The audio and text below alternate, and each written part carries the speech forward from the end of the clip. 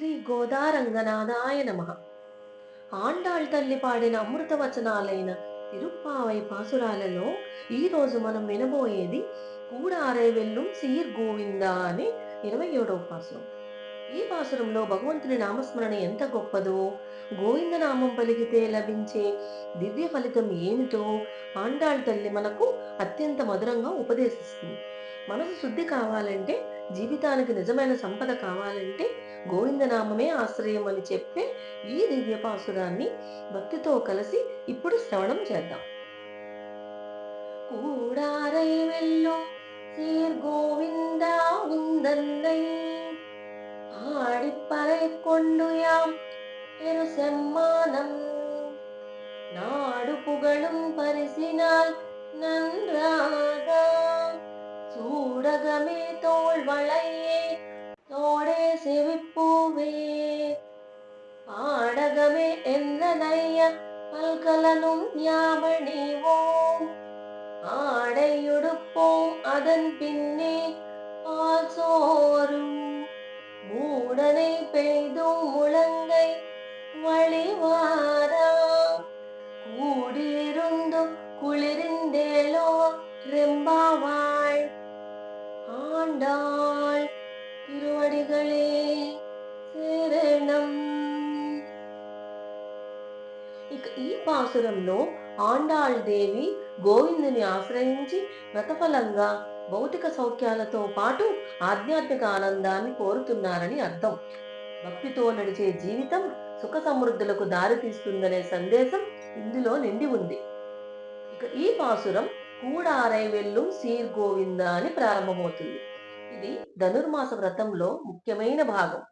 ఏమంటున్నారు ఈ గోపికలు? ఓ గోవిందా, శత్రువులను జయించే కళ్యాణగుణ సంపన్న, వ్రతాన్ని నిష్ఠతో పాటించి నీ నామాన్ని గానం చేస్తూ నిన్నే స్తుతించిన మాకు ఈ లోకమంతా పొగిడేలా శ్రేష్టమైన అనుగ్రహాలు ప్రసాదించు తండ్రి.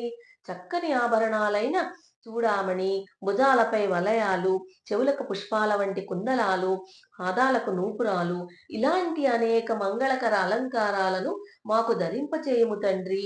మంచి వస్త్రాలను ధరించి ఆ తరువాత పాలు అన్నం మునిగేలాగా నెయ్యి పోసి ఆ మధుర పాల పదార్థం మోచేయి వెంబడి కారునట్లు నీతో కలిసి కూర్చుని చల్లగా హాయిగా భుజించాలి నాయన.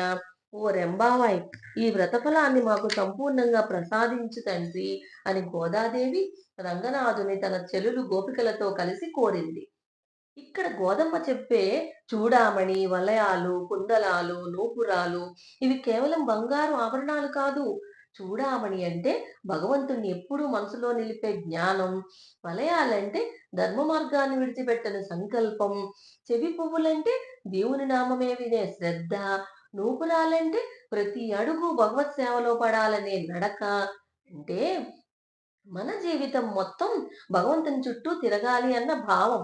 ఆహారం సుఖభోగం కాదు, కృప. పాలు, అన్నం, నెయ్యి ఇవన్నీ ఇంద్రియ సుఖాల సూచన కాదండి. ఇవి ఏం చెప్తున్నాయి?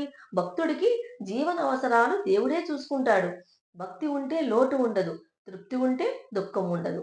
మోకాళ్ళ వరకు నెయ్యి కారేలా తినడం అంటే అత్యాశ కాదండి, పరిపూర్ణ తృప్తి. కలిసి కూర్చోవడం నిజమైన ఆనందం.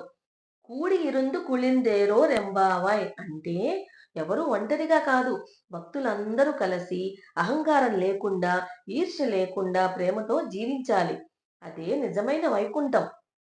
స్వోచ్చిష్ట బాలికా బంధగంధ బంధుర జిష్ణవే విష్ణు చిత్త తనూజాయై గోదాయే నిత్య మంగళం. ఇక తిరిగి రేపు మళ్ళీ కలుసుకుందాం. నమస్కారం.